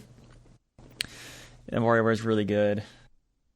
Yeah, there's a lot to that, too. It's not just, like, the regular thing. There's all kinds of extra stuff with the mini games and all that. You said the Tetris on, was it DS or 3DS? The Mario Tennis or Tetris. Oh, Mark really liked, it was just called Tetris DS. Okay. Yeah. I had never played that one that I can remember. I know you're a big fan of Theater Rhythm, the Final Fantasy one, right? Yeah, honestly, if you are a Final Fantasy fan and you like rhythm games, I think Theater Rhythm is absolutely stellar. It's a fun rhythm game, and it's filled with Final Fantasy music, so what more could you want? Can't you get Earthbound through the Virtual Console as well? Yep, you can. I think that's a good hit. Yeah. As much as I love Three Houses, I think Fire Emblem Awakening on the 3DS is probably the most approachable and definitely one of the best games on the system. And then A Link Between Worlds. Right. That's another one that's a sequel to A Link to the Past. And I think it does a lot of really... Contextually, this was important because it was the first game after Skyward Sword. Skyward Sword was very much a theme park attraction where you were on rails, just... Not literally on rails, but it just felt like you were just moving forward. Oh, they want me to do the thing. Okay, I did the thing. And this was the first game that kind of gave you freedom of choice back in a Zelda game. They let you kind of get items out of order and do things a little differently. And I think A Link Between Worlds, in its own right, is a fantastic game, but it also set the stage for what would soon become Breath of the Wild. Or at least like mentally. Yeah. Well, speaking of Zelda, you had the 3D ports of Mario 64, Ocarina, and Majora's Mask, if I'm not mistaken. You got all three of them? Mario 64 was a DS game they did. It was Mario 64 DS. Okay. But you could track that one down. I think you probably have an easier time finding that on the Wii U Virtual Console. Thanks to Ben for that. I did not know that, but we were talking about that, and he said that's on there, and it's really good. But yeah, Ocarina of Time 3D and Majora's Mask 3D are both on there, and I think they haven't ever looked better. That's the thing I'm curious about for next year, for Zelda's 35th anniversary. Do we get those games packaged and put out on Switch? Do they, like, there's so many they could repackage and put out on Switch, but I don't know what. I just hope it doesn't go ignored. They could really milk the cow and be like, all right, boys, here's your bundles. You got your top-down bundle and you got your 3D bundle. $120. I would love it. I would love that, but I've got zero faith that they will do that. Oh, that's a pipe dream. Like, yeah, it sucks because I would love it. There would be a Zelda MOBA before that happens. That's just my answer for everything. What's next for this franchise? A MOBA. Well, what's next for this podcast is a quick break. When we get back, we've got... I played more Xenoblade Chronicles, and Matt, we had a Nintendo Direct this week to recap and cover before we wrap up. We'll be right back after this.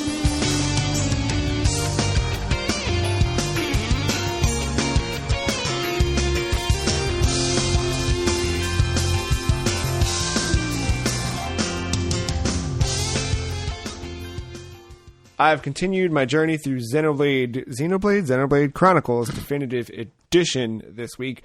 So I think last week where I left off, I was kind of getting my feet wet, understanding the battle system a little bit. I feel find some good item names.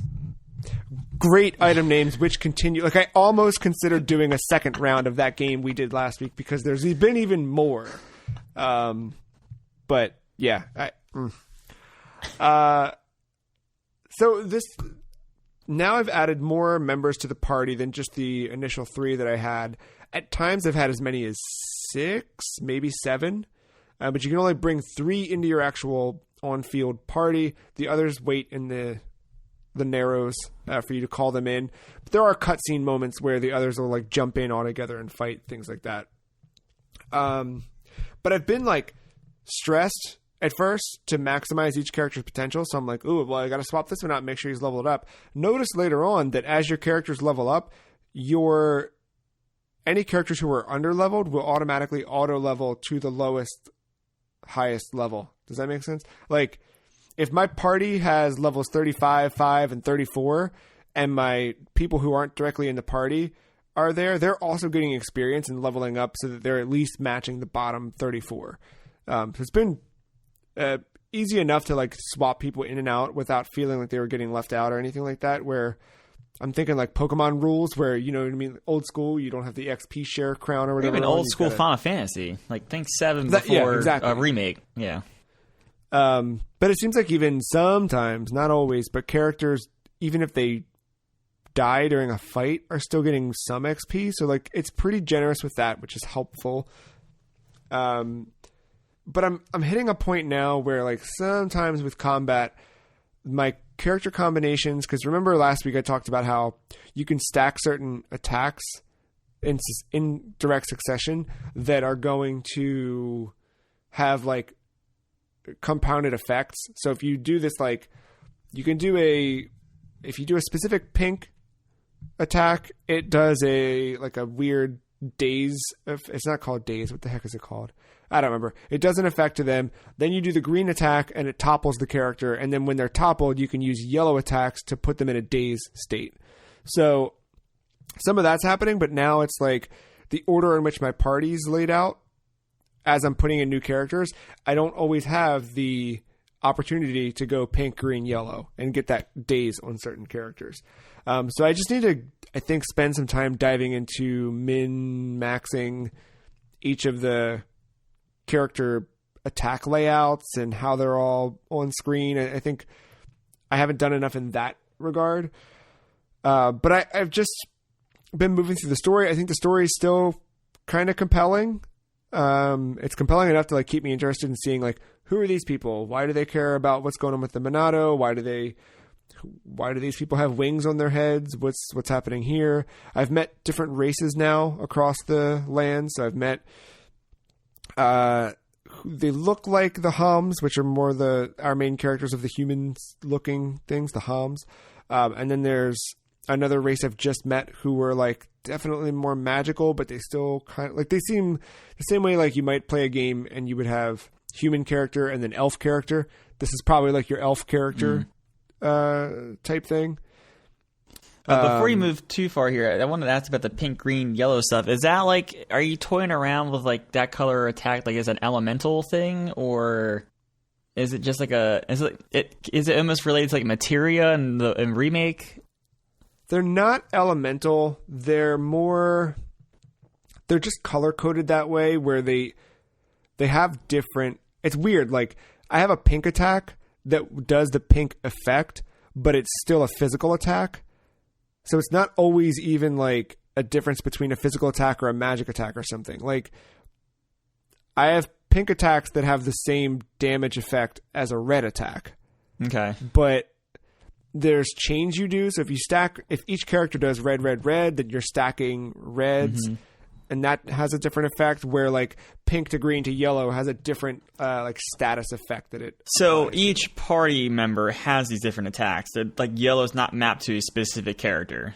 Right. I think I misunderstood that. It's kind of weird where like and this is where I think I need to start going back to some of the earlier towns, because you can fast travel at any point to any landmark you've been to. I think I need to do that and go get some of the combat art books for the different characters, because like the attacks I have for Shulk are pretty much his same attacks I've had this whole time, and I feel like he like will learn some as he hits a certain level. All characters do, but you also learn other ones through combat arts.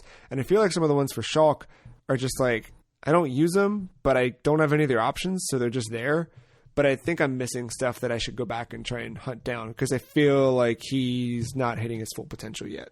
So I'm sorry to keep kind of relating this back to Remake. It's just like a combat system that I know, and we kind of said it's sort of similar to it, but like, you're saying you need these special moves. Is it something similar to, or maybe not need, but want, is it something similar to Final Fantasy VII, where like you get a core set of moves as you level, you get these experience points to put into your weapons, but like you can't complete the entire tree of a weapon unless you go and find all those like combat books for the specific characters. Is this something like along those lines where like you don't necessarily need the move, but it would be nice in a certain scenario?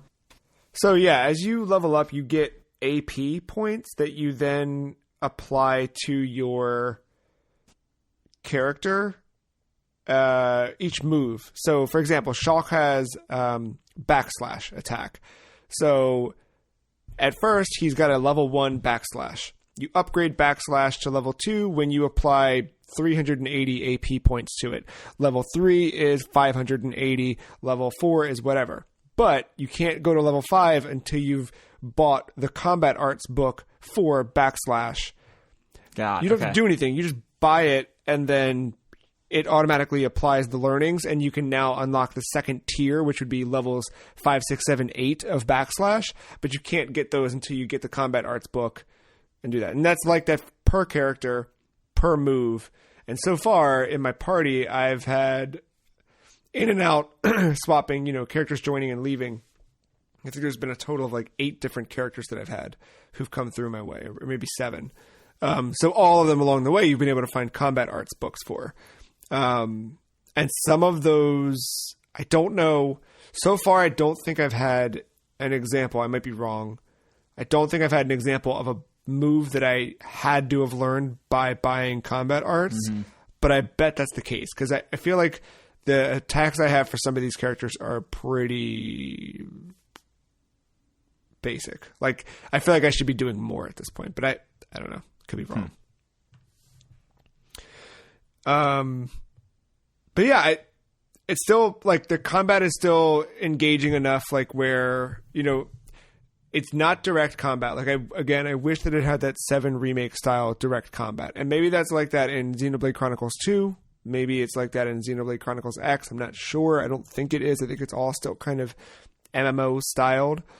But I generally think there's good tactics to it, and trying to figure out what is my best approach, what's my best move. The boss fights have all been like very interestingly engaging, where it's like you really need to think out what you're doing and how you're doing it for each boss fight, because there's certain things like remake. Yeah, but yeah, it's very much in that way. Well, it's funny because like the Xenoblade games have direct lineage back to like actually Xenogears was supposed to be a Final Fantasy game, and Square didn't want it to be a direct Final Fantasy game, so they turned it into its own thing with Xenogears. And then a couple years later, after they stopped really funding the Xenosaga stuff, that creator left, went and started Monolith Soft. Well, it was under a different name, but you know what I mean. Mm-hmm. And now it's all... So there is a direct lineage to all that, which is interesting. But yeah, where I'm at, we've met multiple races of characters. We met this one race of characters, these little... you've probably seen him as an assist trophy in Smash. They're like little furry eggs that have wings and stuff. I don't know. But he's got a real dumb voice. His name's Ricky, or as he calls himself, Ricky. And you meet his wife, and he's got kids who call him Dadapon, and he calls her Wife-apon, and they all say, Ricky, Ricky, Ricky. And it's real weird. And I left the tree with Ricky, and that's kind of where Xenoblade's going right now. So you were where Michelle Ancel is now, in the trees. Just in the trees, hanging out. teaching people about wildlife and about Datapon, and how he can have a wife upon. I think I'm now over 20 hours in the game, and I need a new way to get around. Like, running sucks. Oh, all right. So, like, the non-fast travel locations you need to get to. Well, that's the thing. I've not fast traveled at all, so I need to fast travel. There you go. But also, you can't fast travel forward. So, like, you can only fast travel to places you've been. But I just, like, knowing that I need to get from here to the next destination, just running on foot sucks. It's still at this point. So I'm hoping there's, like, some sort of vehicle or a bike. I doubt there's a bike, but, like, something. A Pokemon bike just pops up. Yeah. It goes top down. Yeah. I'd be fine with that. Yeah, if the whole game just completely changed like that, that'd be good. But yeah, I'm really digging it. I like the world they built. Like, I'm excited to see my way through it. It's the first, like, big JRPG I've played in a long time. So I'm curious to see how it keeps going. Yeah, and I'm surprised that I like it too. Because for years I've kind of, like, thought this game was interesting, but had no interest in playing it. But I like it. I like it a lot. Yeah, good. Matt, we got a Nintendo Direct Mini this week, which also I liked, which piqued my interest in a few different ways. We started off the Direct Mini with a little bang bang. We had two Monster Hunter games. We saw Monster Hunter Rise, a brand new entry in the series that'll be releasing March 26th, 2021. And this runs on a modified RE engine. This looks really good, I thought. Just, like, I think visually, like, I couldn't believe it was running on a Switch. Which maybe, I mean, a lot of it was all canned cutscenes and stuff, but, like, it was like, yeah, this looks really good. And it seems like they're taking a lot of elements from World and bringing them forward to just make the next entry exclusive for Switch really something special. And there's also Monster Hunter Stories 2, Wings of Ruin, which comes out summer 2021, which it is a direct sequel to Monster Hunter Stories, which was the 3DS game that was more catered at a younger audience, kind of like, they seem to be going after the Pokemon Yokai Watch market with the Stories game. So that'll be out then. We also we got a release date for Balan Wonderland it's Square Enix, but it's Yuji Naka and I forget the other guy's name, but the team who brought you Knights and Sonic Adventure is now making Balan Wonderland. It's also out on March 26th, 2021. Yeah. So something real quick, just to pause real quick there. But those two games, I feel like there was something else not too long ago that March 26th, 2021, like, it's probably the last Friday in March next year is what I'm guessing. Most likely. So it's the last Friday they could release games before the end of the fiscal year. Correct. Which makes sense for all this stuff. But something about that date is just like, I don't know. Don't know. What do you mean? I feel like we started to have, I think, new hardware, somewhere around there. Oh, okay. I see what you're. I'm like, something smells weird about it. Well, they made the cutoff for the 35th anniversary. Maybe that's what you're thinking of. Oh, yeah, they made it in the door. It's the 35th anniversary era. Hades, The Long Dark, and Ori and the Will of the Wisps all launched Thursday, the day of the Direct for Switch. So that's cool. I know Hades is something people have been waiting for a long time. And Ori completing that little package. Damn, Ori, yeah. I did not expect Ori the same year. I figured it would come after the last one came out, or the first one, but I'm shocked it came out the same year. That's a good gift for Nintendo there. That's a really good game. Yeah. I talked about it earlier in the year, but that's a really good game. Yeah, so that is out now on Switch for folks to try out. And then we also saw the first announcement of Fitness Boxing 2 Rhythm and Exercise, which will be out December 4th. Includes new instructors, probably new songs, etc.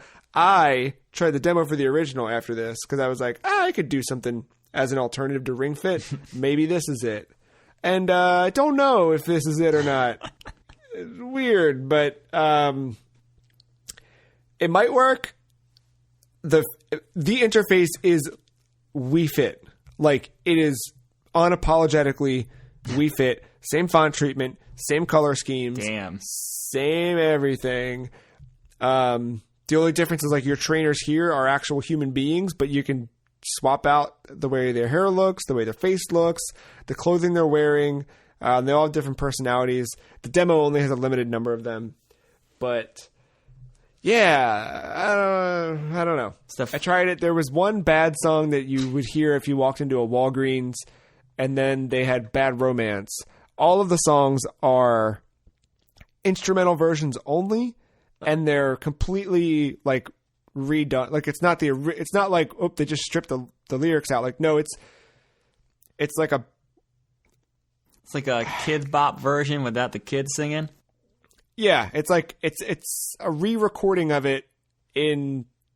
Yeah, it's rough. It's pretty rough, and everything's slowed down. Like, Bad Romance felt like it was like maybe 10 beats too slow in the tempo, like just slightly slower, and it was weird. It's very weird, but you could box to the rhythm, so there's that. I don't know. I thought about it, and then I was like, I might just keep sticking with Ring Fit, or maybe turn on Wii Fit at some point, but I don't know. I think, though, if like Ring Fit's not your bag, and you do want something like this, I think it works well. The Joy-Con occasionally give you a little hiccup because that's the nature of the Joy-Con, but it's pretty good. And so, well, I mean, I think Ring Fit's a little bit more available than it was, but yeah, in case you still can't find one for whatever reason. Yeah, it's still out there. And that's it. There was a couple other things that were peppered in there, but I think of the things of note, that was kind of it. The Monster Hunter games really stole the show, and then right after the Nintendo Direct, they had a Monster Hunter Direct to look through as well, which I had that on. I didn't pay too close attention to it, but I am really excited about that game. I turned off the Direct after the Direct. I didn't watch any of the Monster Hunter stuff. I would say it's a very weird experience having Wario 64 Twitter notifications pushed to you while watching a Direct or a showcase. Because you just, like, you literally see the title, and then he's right there. This is out in whatever. It's a weird experience. It's the life of looking for PS5 pre-orders. I know every sale of every game right now.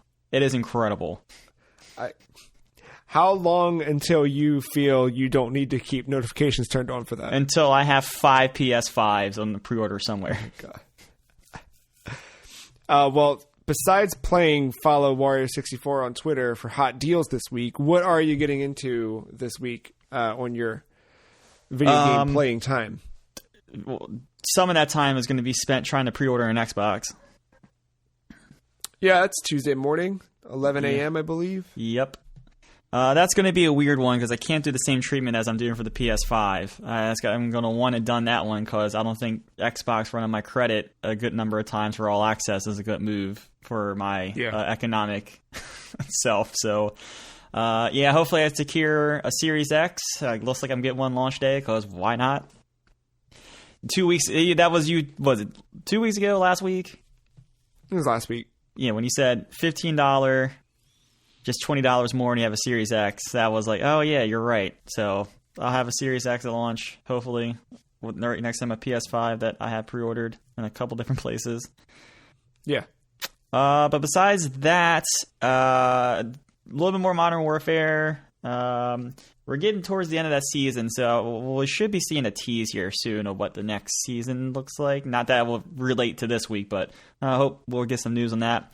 But Rocket League is a big thing that I've been playing this past week. Didn't want to talk about because I'm going to talk about it a lot next week. Cross progression went live. You need an Epic Games launcher, an Epic sign-in now to get into that. A little bit of a redesign in the menus. And then the new season, which you're deeming Season 1, starts on the 23rd, and that's the same day that it goes free to play. And I know some people that are going to be playing it free to play, so hopefully I get some insight on what that looks like for everyone. And that's leaving Game Pass, ironically. That makes sense. Well, yeah. I guess. No, I saw it was leaving Game Pass. I was like, oh man, I can't believe it. And then Dawn, like, oh yeah, free to play. Yeah. But yeah, I'll be playing a lot of Rocket League. I don't know Nice. if I'll get to anything else. Mafia is another week away, right? Yeah, that's the 29th, I think I said last week. I think so. Yeah, so we're a little bit away from that one. And what's your platform of choice for Rocket League now? Mostly on Steam. I like I have a little bit higher up res on the monitor. Plus, like, I don't know, like, I feel like I focus a little bit more right on the monitor. I'm like right next to it. And then I use an Xbox controller. Nice. I'm obviously going to keep going with Xenoblade. I'm going to see that through. There's 17 chapters. I'm in the middle of 8, I think is where I left off last night. So I'm cooking along. Which isn't too bad. Like, I'm just over the 20-hour mark, and I'm all about halfway through the game. So maybe it's not quite 100 hours like I thought, but I'm sure there's going to be some stuff that'll drag out and whatever. Well, that's how it was for the Witcher 3 with me, right? Like, you can easily make that game 200 hours, but I played the 40-hour version of that. Yeah. So I think it's probably going to be one of those things where, like, you could make it 100 hours, but you can probably get through it in 30 to 40.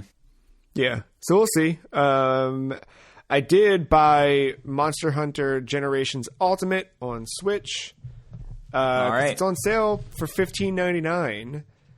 And I loved the time I spent with World, but I just kind of fell off it because I did. Something about Switch, though, with it being portable. And this one's single player, too. You're not like, it's not like an online thing. It's not one of them. It could be. Just with one player. Huh? Just with one player, though. I'm just saying, I mean, like, you know, it's still on sale. If you wanted to buy it for $15.99, then we could do. No, but this actually does still have a really healthy online community there. It does really well at matchmaking you with people to play as well. Oh, this one is multiplayer. I'm sorry. I thought that was the one that, like, the single player only ones. No, World is multiplayer, but this is also multiplayer. And the cool thing about the one on Switch is there's a lot of Nintendo. There's always been like Capcom crossover stuff. So like you can get Mega Man's gun if you want as an arm or whatever. But this also has Nintendo stuff. So like there's special Fire Emblem and Zelda missions in this one that you can do. They're all free, extra download stuff. But there's a lot of stuff like that. And from what I understand from the people who are big fans of Monster Hunter who have followed for a long time, is Generations Ultimate is called Generations Ultimate because it's got like the whole history of Monster Hunter. Like, I think this game has the most number of huntable monsters in a single Monster Hunter game. There's just a lot of stuff to do there. So I don't know. I made my character the other night, started poking around the main town, and we'll see. I'm going to do a little bit of that. It's just I didn't want to not get it during the sale, but I also didn't want to dive into it when I've got Xenoblade looming over me. And I pre-ordered 13 Sentinels, Aegis Rim, the new Vanillaware game, is out on PS4 finally this Tuesday. So I got that I'll be diving into as well, which seems to be kind of a departure for Vanillaware. It's a side-scrolling sci-fi game.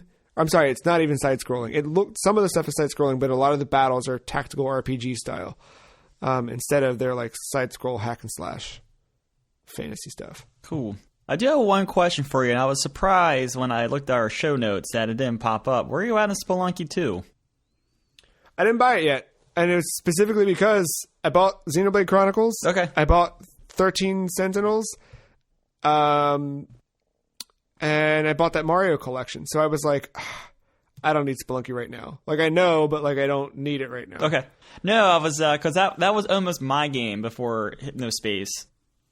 But then I realized, like, I kind of realized how much time I had to play Hypnospace because things got weird this week for me. But I was shocked when I did not see Spelunky 2 in our show notes this week. I'm also kind of waiting to see if that comes to Switch. Because I love Spelunky on Vita. And I thought about doing remote play, but remote play on Vita sucks now. I don't know if you've tried it, but it's just not. They've updated things so much with the remote play technology on the back end to optimize it for mobile remote play that pushing to Vita, like I can be in the same room and it just like it's pretty choppy and chunky, and like you kind of always have that little warning symbol in the top left, which sucks. So I don't know, but I'll be on my PS4 this week with 13 Sentinels, so maybe while I'm there, you pull the trigger on Spelunky. I've been reading Derek Yu's blog posts. You know what I mean? Like I'm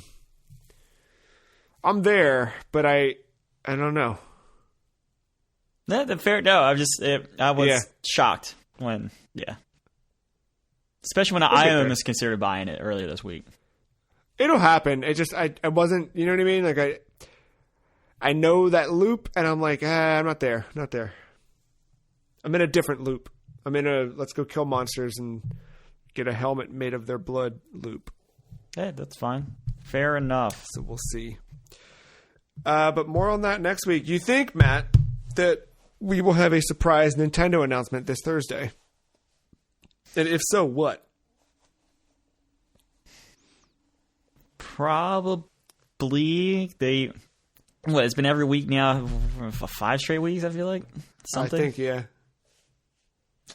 I don't know. Like the gut says something major, but like everything major has been announced. We're done. I thought that, but like then we got that Hyrule done. Warriors game.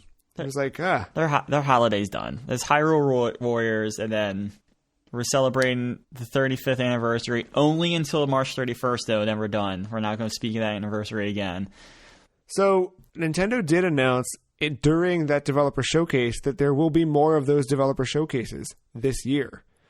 I don't anticipate. They did one in August. They did one now. I don't anticipate another one until October, but still. I don't think we're going to get another one of those this week, but I could see...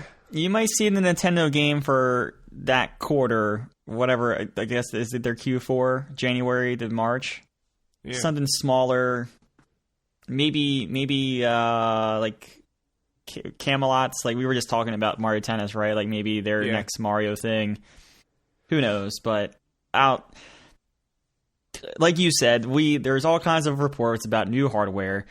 They're, March 31st, they launched that console. What was it, March 10th was when 17th. March 3rd. Okay, yeah, so they launched the Switch in early March. Like, I feel like they're holding their cards back for January. You know what I could see this week? A Pikmin 3 Deluxe Direct. I could dig with that. Like a deeper dive into that or something like that. Or maybe not a direct per se, like don't call it a direct, but like something like that. No, yeah, because I'm buying that game. I will be playing Pikmin for the first time in my life. I'm excited for you to play that. I think you're going to dig it. Well, if you liked this episode and you want more stuff, you can follow the Free Cheese on Twitter at SomeFreeCheese, and Matt is at MattyIce131. You can follow Wario64 to find out where you can buy a PlayStation 5. Not to date this, but as we were wrapping up, I got a tweet from him that gave out a code for the digital version of the Incredible Hulk movie.